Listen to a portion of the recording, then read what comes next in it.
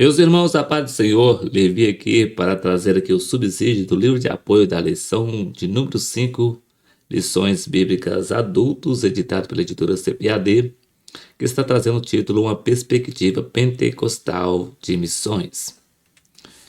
Estamos estudando o quarto trimestre de 2023 e nesse trimestre está trazendo o tema Até os confins da terra, pregando o evangelho a todos os povos até a volta de Cristo.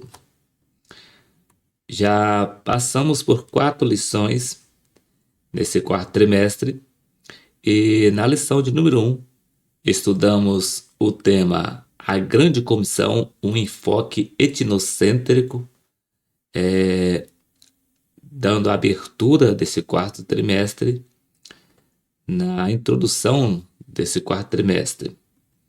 E na lição de número 2, estudamos missões transculturais, a sua origem na natureza de Deus. Na lição de número 3, estudamos missões transculturais no Antigo Testamento. Na lição de número 4, que foi a última lição que nós estudamos, trouxe o título Missões Transculturais no Novo Testamento. E no próximo domingo, no dia 29 de outubro de 2023, estaremos estudando a lição de número 5, que está trazendo o título Uma Perspectiva Pentecostal de Missões. E o texto áureo nos diz: Mas recebereis a virtude do Espírito Santo que há de vir sobre vós, e ser-me-eis testemunhas tanto em Jerusalém como em toda a Judéia e Samaria e até aos confins da terra. Atos capítulo 1, versículo 8. A verdade prática nos diz: o Espírito Santo derramado no Pentecostes é o mesmo Espírito que Deus deseja derramar de novo na igreja da atualidade. E a leitura bíblica em classe está registrado no livro de Atos, capítulo de número 2, versículos de 1 a 8 e versículo 14 a 18, que diz: Cumprindo-se o dia de Pentecostes, estavam todos reunidos no mesmo lugar. E de repente veio do céu um som como de um vento veemente e impetuoso, e encheu toda a casa em que estavam assentados. E foram vistas por eles línguas repartidas como que de fogo, as quais pousaram sobre cada um deles. E todos foram cheios do Espírito Santo e começaram a falar em outras línguas, conforme o Espírito Santo lhes concedia que falassem. E em Jerusalém estavam habitando os judeus, varões religiosos de todas as nações que estão debaixo do céu. E correndo aquela voz, ajuntou-se uma multidão e estava confusa, porque cada um os ouvia falar na sua própria língua. E todos pasmavam e se maravilhavam, dizendo uns aos outros: Pois que, não são galileus todos esses homens que estão falando?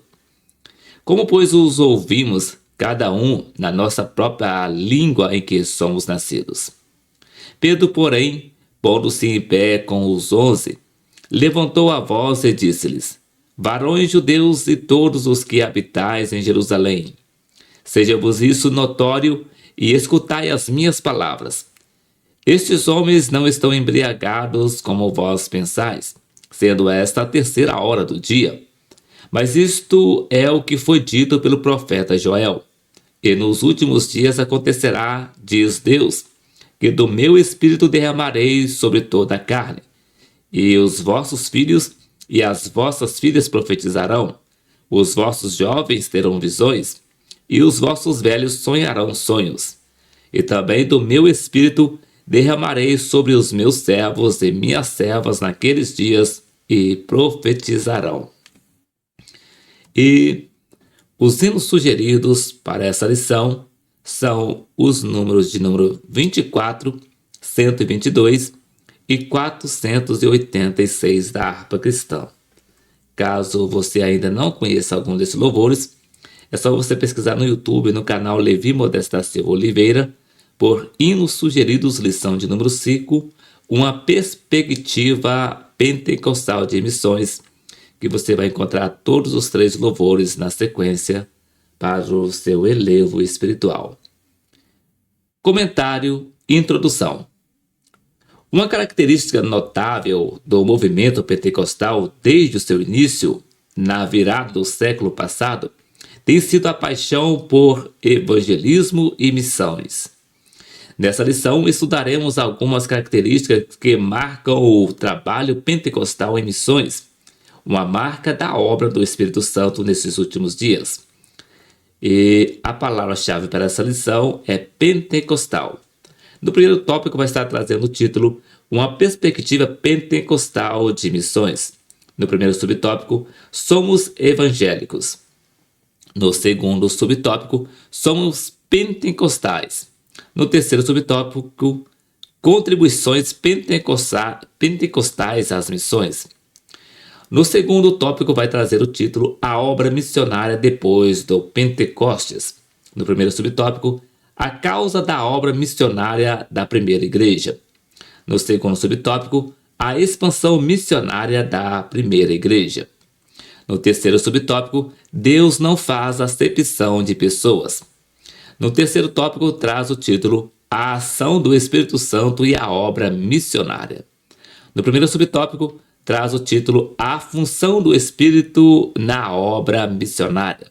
No segundo subtópico, o Espírito Santo capacita para a obra. No terceiro subtópico, Deus age por meio do Espírito Santo. E vindo para o livro de apoio, no capítulo 5, que está trazendo o título Uma perspectiva pentecostal de missões nos dias. O pentecostalismo, como a terceira força no cristianismo, tem uma contribuição significativa para as missões contemporâneas. Essa expressão foi cunhada em meados do século XX, quando a vitalidade e o crescimento fenomenal do movimento pentecostal tornaram-se evidentes. Paul Morville, na obra A Força Pentecostal em Missões, diz: essa expressão não foi usada apenas para referir-se às estatísticas ou ao tamanho do movimento.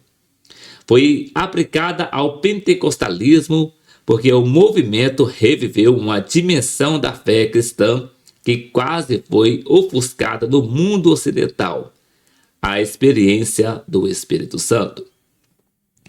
Uma característica notável do movimento pentecostal desde o seu início, na virada do século, tem sido a paixão por evangelização e missões.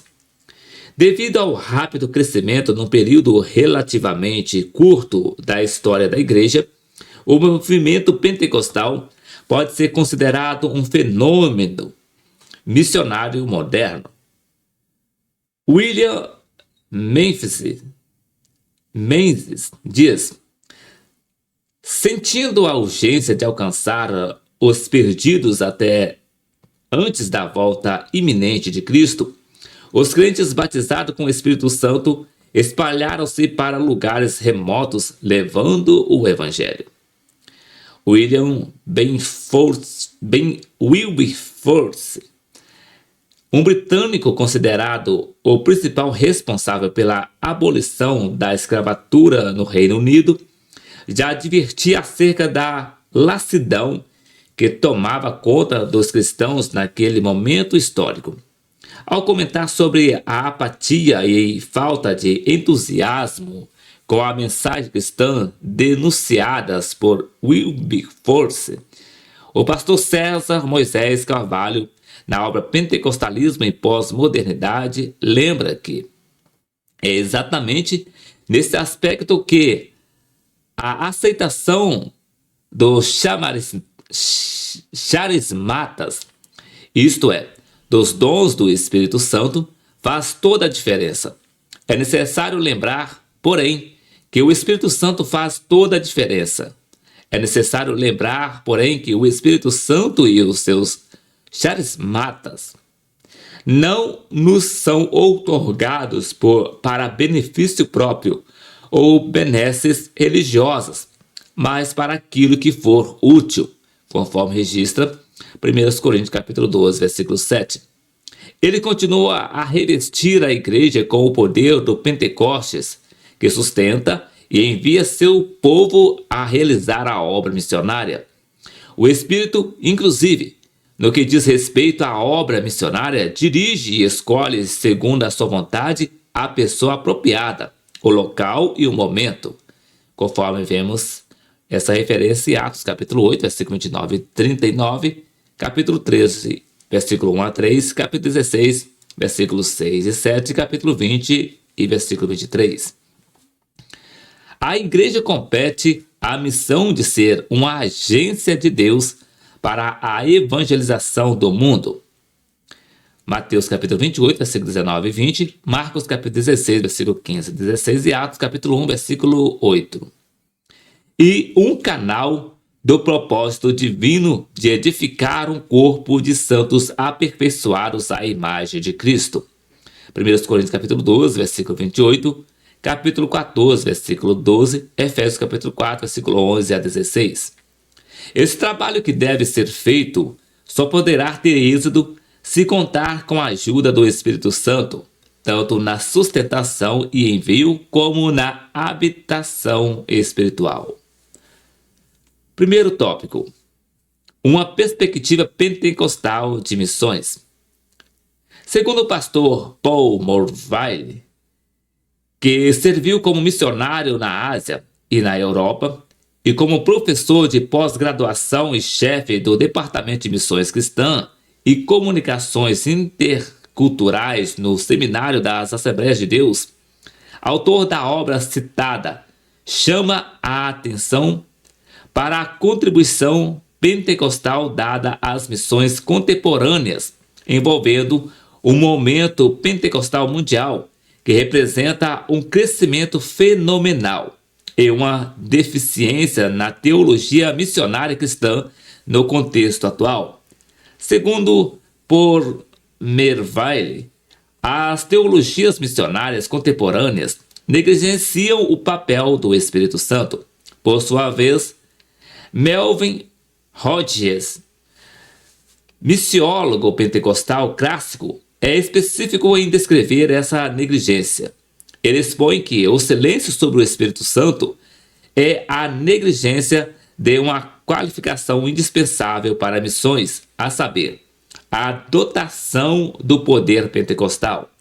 Ele liga o sucesso relativo das missões pentecostais diretamente com o lugar que os pentecostais dão ao Espírito Santo, um lugar semelhante ao que os crentes do Novo Testamento deram ao Espírito Santo.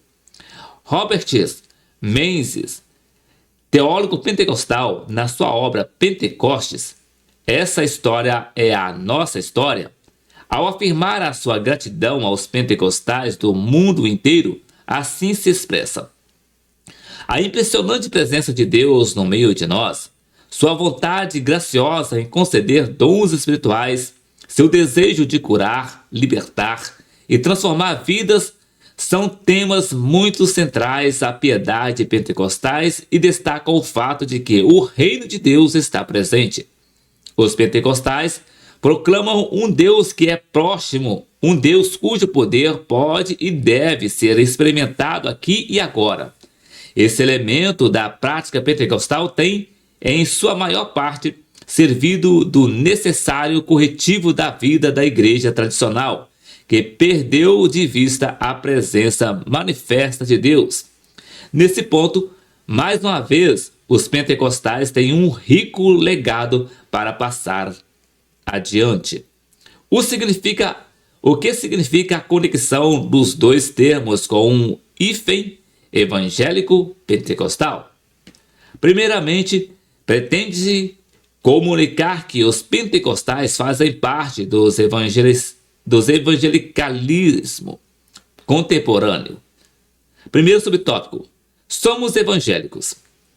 O evangélico, uma geração atrás, era o protestante que enfatizava, primeiro, o compromisso pessoal com Jesus, novo nascimento. Segundo, a autoridade bíblica. Terceiro, o interesse em fazer conversões. Essa é a chave da identidade e definição que os evangélicos têm em comum. Esses princípios são chamados de impulso evangélico, que, de acordo com a tripla ênfase da reforma, tinha a ver com, primeiro, a autoridade das Escrituras, segundo, a salvação pela fé e, terceiro, o sacerdócio universal dos crentes. Palmer Wiley cita os 7 princípios que foram identificados com o impulso evangélico na história. Primeiro, a autoridade da palavra de Deus. Segundo, a ortodoxia, crença secreta. Terceiro, a salvação pessoal pela graça. Quarto, a dedicação e o compromisso. Quinto, o evangelismo e as missões. Sexto, o ecumenismo, koinonia. E sétimo, a preocupação social. Segundo o autor, o evangélico é, portanto, o cristão que se identifica com essa configuração particular de crença e prática. O pentecostalismo acrescenta um 8º princípio ao impulso evangélico descrito acima: o princípio da natureza dinâmica da fé cristã. Esse princípio envolve a atividade de Deus na experiência cristã contemporânea em termos do ministério do Espírito Santo. O autor salienta que a experiência distintiva do pentecostalismo com o Espírito Santo dá nova nitidez ao termo evangélico. A experiência distintiva com o Espírito Santo faz com que os pentecostais retornem para além do fenômeno fundamentalista do século XIX e da própria reforma para o Evangelho, conforme descrito pela Igreja primitiva no Novo Testamento. Como movimentos de renovação, o pentecostalismo representa uma renovação de experiência cristã do século I. Por essa razão, tem mais a contribuir para o evangelismo contemporâneo do que um ponto de referência específica do Novo Testamento, o dia de Pentecostes. Consequentemente, traz à tona uma dimensão da fé cristã que quase foi ofuscada no cristianismo ocidental, a dimensão experiencial. O cristão evangélico não é aquele que diverge, mas que busca ser leal na sua procura pela graça de Deus, a fim de ser fiel à revelação que Deus fez de si mesmo em Cristo e nas Escrituras. A fé evangélica não é uma visão peculiar ou esotérica da fé cristã. Ela é a fé cristã. Não é uma inovação recente. A fé evangélica é o cristianismo original, bíblico e apostólico. Os evangélicos consideram essencial crer não apenas no evangelho revelado na Bíblia, mas também em toda a revelação da Bíblia. Crer não apenas que Cristo morreu por nós, mas também que Ele morreu por nossos pecados e de forma que Deus, em amor santo, pode perdoar os crentes penitentes. Crer não apenas que recebemos o Espírito, mas também que Ele faz uma obra sobrenatural em nós, algo que, de variadas formas, foi retratado no Novo Testamento como regeneração, ressurreição e recriação. Eis aqui 3 aspectos das iniciativas divinas. Deus revelou-se em Cristo e no testemunho bíblico total sobre Cristo. Deus redimiu o mundo por meio de Cristo e tornou-se pecado e maldição por nós. E Deus transformou radicalmente os pecadores pela operação interna de seu Espírito. A fé evangélica, assim afirmada, é o cristianismo histórico, maior e trinitário, e não em desvio excêntrico dele. Pois não vemos a nós mesmos oferecendo um novo cristianismo, mas chamando a igreja ao cristianismo original.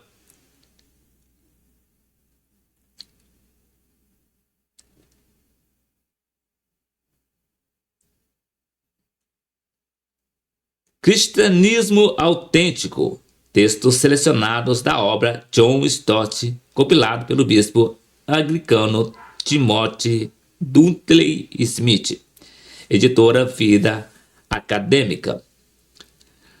O reverendo John Stott, ministro anglicano, foi escritor e ex-capelão da rainha da Inglaterra em Londres. Segundo subtópico, somos pentecostais. De acordo com o pastor Israel de Araújo, escritor e diretor da FAECAD, Faculdade Evangélica de Tecnologia, Ciência e Biotecnologia, aprovada pela CGADB, Convenção Geral das Assembleias de Deus no Brasil, na sua magnífica obra Dicionário Movimento Pentecostal, no verbete pentecostal encontramos a origem e o seu significado. Palavra usada a partir de 1907, Grã-Bretanha, pelas igrejas históricas tradicionais anglicanas, episcopais, metodistas, evangélicas, para se referir aos crentes que criam e recebiam o batismo no Espírito Santo, por causa da analogia entre esses movimentos e o dia de Pentecostes. Isto é, por causa da efusão do Espírito e das manifestações de poder que eram observadas por toda a parte nas Ilhas Britânicas. Por sua vez, pentecostal é o crente que crê, adepto, na possibilidade de receber a mesma experiência do Espírito Santo que os apóstolos receberam no dia de Pentecostes. Atos capítulo 2, versículo de 1 a 13. O termo pentecostal, utilizado por Pornoville na sua obra A Força Pentecostal em Missões, segundo ele, é para designar a renovação mais ampla da obra carismática do Espírito Santo em todas as formas de cristianismo. Terceiro subtópico: contribuições pentecostais às missões. O denominador comum em toda a diversidade teológica dos movimentos, que é considerável mesmo entre os pentecostais clássicos, é a experiência com o Espírito Santo não diferente da experimentada pelos cristãos do século I. Segundo ele, tal experiência do Espírito pontuou toda a história da igreja. Portanto, o movimento pentecostal, no sentido de movimento de renovação, remonta à obra do Espírito Santo como a igreja que começou no dia de Pentecostes e continua ao longo dos últimos dias até que Jesus Cristo volte para a igreja. John Garrett, ministro congregacional, após ter observado cuidadosamente as atividades de igreja pentecostal, escreveu: não se pode excluir a ênfase que o povo pentecostal dá ao Espírito Santo e a descida do mesmo sobre os discípulos em Jerusalém. Os pentecostais são crentes dinâmicos e anima-os o espírito missionário. Desde o primeiro Pentecostes, todo o cristianismo é chamado a ser pentecostal. Será que os pentecostais compreenderam melhor que os outros que estão à ordem de Jesus? Será que os pentecostais compreenderam melhor que os outros cristãos obedeceram à ordem de Jesus? Será que a possibilidade de êxito desse povo se deve, em parte, ao fato de aderirem a uma verdade central da religião cristã? Seja como for, o fato é que todos deviam transformar-se em membros revolucionários de uma sociedade espiritual, tal como fizeram os primeiros discípulos. Pesquisando em minha modesta biblioteca particular, deparei-me com um livro intitulado Por que Sou Pentecostal?, de autoria do pastor Geusiel Gomes, e vi lá 9 razões do porquê eu sou pentecostal. Sou pentecostal por quê?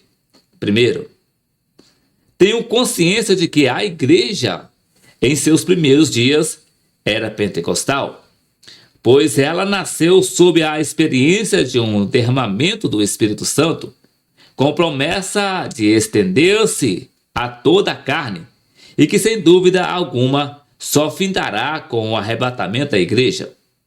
Segundo, aceito a doutrina dos apóstolos como descrito em Atos capítulo 2, versículo 42, e tenho encontrado no Novo Testamento o ensino a respeito da obra pentecostal com tal ênfase que na vida dos apóstolos não se poderia encontrar se eles, por sua vez, não houvessem sido pentecostais. Terceiro, não posso ler Atos capítulo 2, versículo 1, e 1 Coríntios capítulo 14 e Atos capítulo 19 e outros textos e permanecer à margem do movimento pentecostal. Quarto, creio firmemente que a chuva seródia de que nos fala a Bíblia é o último derramamento do Espírito sobre a eleita, que assim prepara a noiva para a colheita. E eu desejo desfrutar as bênçãos do Evangelho completo até o momento final. Quinto, tenho buscado, recebido o precioso batismo no Espírito Santo. Falei em línguas estranhas, tudo por misericórdia do Senhor, e agora não posso retroceder. Inclusive, porque o batismo não é um fim em si, mas a porta aberta a outras gloriosas manifestações do Espírito de Deus.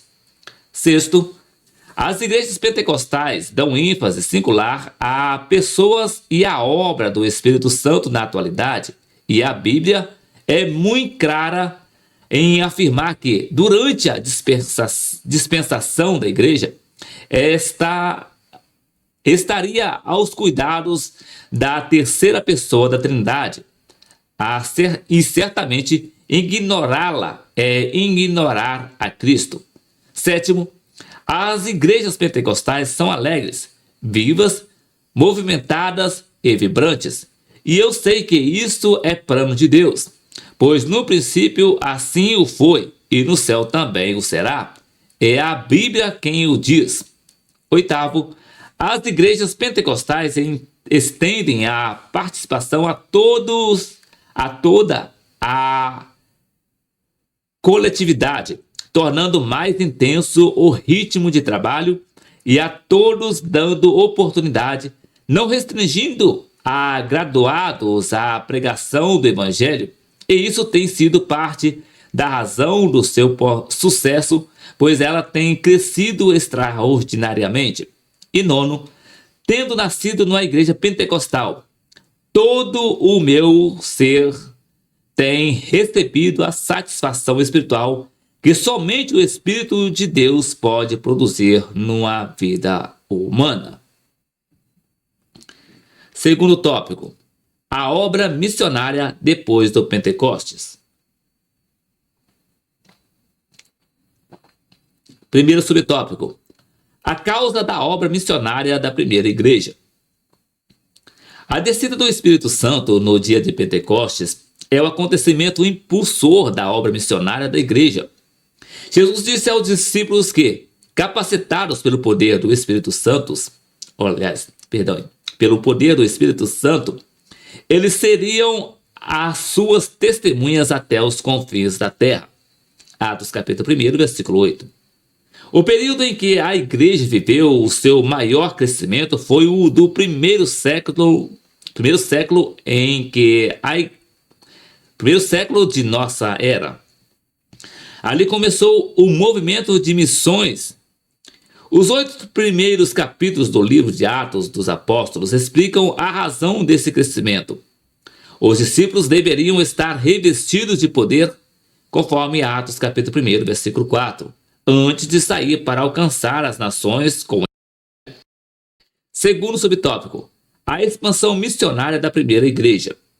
Como resultado de terem ficado cheios do Espírito Santo, os discípulos puderam compartilhar a mensagem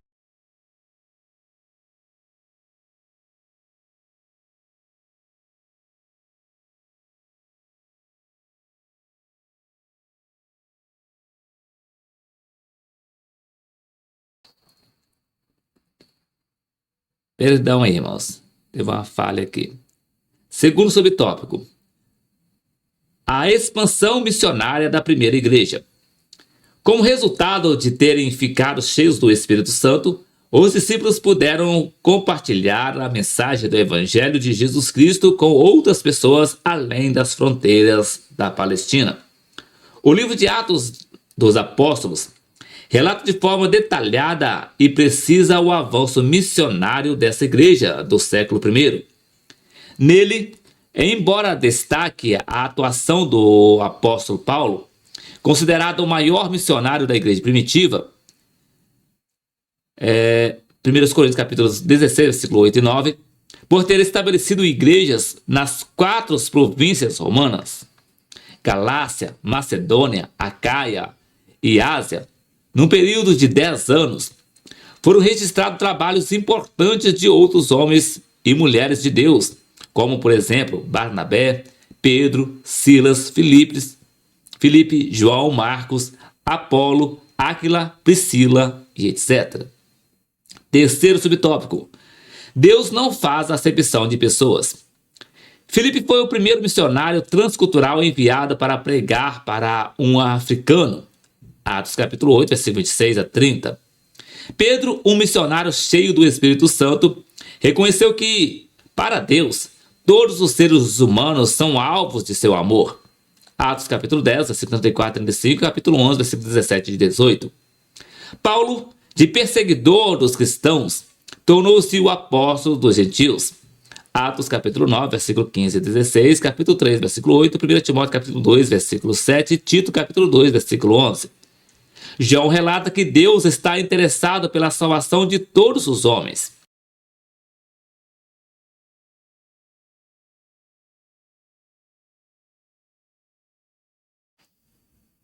João relata que Deus está interessado pela salvação de todos os homens. Apocalipse capítulo 5, versículo 9, 10 e 13, capítulo 7, versículo 9, capítulo 11, versículo 15. A missão atingiria em pouco tempo a escala mundial, visto que pessoas de 16 nacionalidades estavam em Jerusalém naquele dia, conforme registra Atos capítulo 2, versículos 5, 9 a 11. Em Atos capítulo 2, após o derramamento do Espírito Santo, houve um grande acréscimo no número de cristãos. E o Espírito Santo manifesta-se ainda hoje com salvação. Os primitivos discípulos viviam cheios do Espírito Santo, de alegria e gozo espiritual. Isso explica todas as demais características da evangelização daqueles dias, conforme registra Atos capítulo 4, versículo 8, 31, capítulo 5, versículo 17, 41, capítulo 7, versículo 55. O batismo com o Espírito Santo é de fundamental importância para o êxodo da evangelização. O propósito principal do batismo com o Espírito Santo é o recebimento de poder divino para testemunhar de Cristo, para ganhar os perdidos para ele e ensinar-lhe a observar tudo quanto Cristo ordenou. A sua finalidade é que Cristo seja conhecido, amado, honrado, louvado e feito Senhor do povo de Deus. Conforme Mateus 28, versículo 18 a 20, Lucas capítulo 24, versículo 29, João capítulo 5, versículo 23, capítulo 15, versículo 26 e 27. A Bíblia de Estudo Pentecostal declara: o batismo no Espírito Santo não somente outorga poder para pregar Jesus como Senhor e Salvador, como também aumenta a eficácia desse testemunho, fortalecido e aprofundado pelo nosso relacionamento com o Pai, o Filho e o Espírito Santo, por termos sido cheios do Espírito. João capítulo 14, versículo 26 e capítulo 15, versículo 26 e 27. A igreja crescia em números. A igreja crescia diariamente. A igreja crescia por adição de vidas salvas. A igreja crescia por ação divina. Vejamos o crescimento da igreja primitiva em números. Em Atos dos Apóstolos, capítulo 1, versículo 15, foram 120 membros reunidos. Em Atos dos Apóstolos, capítulo 2, versículo 41, 3.000 membros. Em Atos dos Apóstolos, capítulo 4, versículo 4, 5.000 membros. Em Atos, capítulo 5, versículo 14, uma multidão é agregada à igreja. Em Atos, capítulo 6, versículo 17, o número dos discípulos é multiplicado.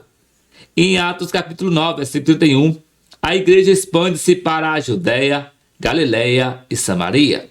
Em Atos, capítulo 16, versículo 5, igrejas são estabelecidas e fortalecidas no mundo inteiro. Terceiro tópico: a ação do Espírito Santo e a obra missionária. Primeiro subtópico: a função do Espírito na obra missionária. Dentre as muitas funções do Espírito Santo, está a de ungir, inspirar, separar e enviar homens e mulheres para os 4 cantos da terra como missionários do Senhor. A obra missionária é uma tarefa ligada à ação exclusiva do Espírito Santo. O próprio Senhor Jesus dependeu da unção do Espírito Santo para o exercício do seu ministério, conforme vemos em Isaías capítulo 61, versículo de 1 a 3 e Lucas capítulo 4, versículo 17 a 20. O Espírito Santo não permitiu que os próprios apóstolos ficassem envolvidos com problemas sociais e quaisquer outras atividades que não fosse a evangelização. Atos capítulo 6, versículo de 1 a 4. Os cristãos primitivos, por seu turno, eram fiéis em suas contribuições, o que proporcionava alegria e liberdade para que os apóstolos tivessem mais ousadia e poder do Espírito Santo para pregar a palavra de Deus. Atos capítulo 4, versículo 32 e capítulo 9, versículo 31. Segundo subtópico: o Espírito Santo capacita para a obra. O Espírito Santo é quem escolhe e envia missionários para anunciarem as boas novas de salvação ao mundo. Atos capítulo 8, versículo 29, capítulo 3, versículo 2 e capítulo 20, versículo 28. Em Atos capítulo 16, versículo 4 a 7, temos uma revelação clara de como o Espírito Santo deseja que a ação missionária seja realizada, onde e por quem. O Espírito Santo também é o instrutor dos ministros da palavra de Deus. 1 Coríntios capítulo 2, versículo de 1 a 18. A ação do poder do Espírito Santo na igreja é a característica mais surpreendente no livro de Atos, a ponto de o livro ter sido chamado de Os Atos do Espírito Santo. Tanto o ministério público de Jesus quanto o ministério público da igreja no livro de Atos tiveram início com a experiência com o Espírito Santo. O poder do Espírito Santo capacitou Jesus para anunciar o evangelho através da cura dos enfermos, da expulsão de demônios e da libertação dos cativos. Lucas capítulo 4, versículo 14 a 19, Mateus capítulo 4, versículo 23 e Atos capítulo 10, versículo 38. Esse mesmo poder do Espírito Santo concede a mesma autoridade espiritual aos discípulos do capítulo 2 de Atos. Terceiro subtópico: Deus age por meio do Espírito Santo. No livro Verdades Pentecostais, o pastor Antônio Gilberto descreve a assistência do Espírito Santo na obra missionária. O Espírito Santo escolhe, envia, capacita e direciona os evangelizadores. No livro de Atos dos Apóstolos, observa-se o Espírito Santo agindo em meio à igreja. O Deus bíblico não é conforme apregou o deísmo, mas sim um Deus que intervém a todo instante pela providência e pelo poder ativo do Espírito Santo. A igreja que dá espaço para a atuação do Espírito Santo será um celeiro da evangelização com eficácia e na direção divina. O evangelismo e a obra missionária são o fruto natural de uma vida e testemunho para Jesus Cristo e uma igreja cheia do Espírito. É o Espírito Santo que convence os pecadores do seu pecado e culpa, que abre os seus olhos para que vejam Cristo, que os atrai para Ele, que os capacita a arrepender-se e a crer, e que implanta vida na alma morta dessas pessoas. Antes de Cristo enviar as igrejas ao mundo, ele enviou o Espírito Santo à igreja. A guia de conclusão vale a pena transcrever a observação do professor de teologia bíblica de missões, Dr. John York, missionário por 25 anos no continente africano, com missões de treinamento teológico da Assembleia de Deus na Nigéria e na América, no seu livro Missões na Era do Espírito Santo. Como a fé pentecostal pode ajudar a igreja a completar a evangelização do mundo. O batismo no Espírito Santo não deve ser confundido com emocionalismo ou alguma outra relação humana à presença do Espírito Santo. Personalidades humanas são diferentes e reações aprendidas variam. O que é essencial é a realidade da concessão de poder divino, focalizado em testemunho e serviço. Existem aqueles que confundem o pentecostalismo com a exuberância na adoração ou com um comportamento emocional, ao passo que não seria sábio diminuir o significado das emoções humanas ou da adoração vivaz. Esse conceito não são a essência do pentecostalismo. Seu princípio fundamental é a capacitação sobrenatural de crentes com poder para que possam, em palavras e em obras, adequadamente testemunhar de Cristo às nações do mundo. Voltando para a lição bíblica, a conclusão nos diz: nesta lição estudamos uma das mais importantes contribuições dos pentecostais para as missões modernas, o poder do Espírito Santo na vida da igreja. Vimos que assim ocorreu no ministério terreno de Jesus, bem como o ministério terreno da igreja primitiva. Tudo isso nos mostra que é indispensável para qualquer projeto missionário que toda obra comece e termine sob o poder e direção do Espírito Santo. É essa presença santa que garante o sucesso e a eficácia da obra missionária em pleno século XXI. Então, meus queridos, esse aqui foi o subsídio do livro de apoio das lições bíblicas adultos, editada pela editora CPAD, lição de número 5, que trouxe o título Uma Perspectiva Pentecostal de Missões. Na próxima semana, se o Senhor Jesus nos permitir, regressaremos aqui para deixar a lição de número 6, que vai estar trazendo o título Orando, Contribuindo e Fazendo Missões. Então, que Deus em Cristo abençoe a sua vida e até o próximo vídeo, querendo o Senhor Jesus.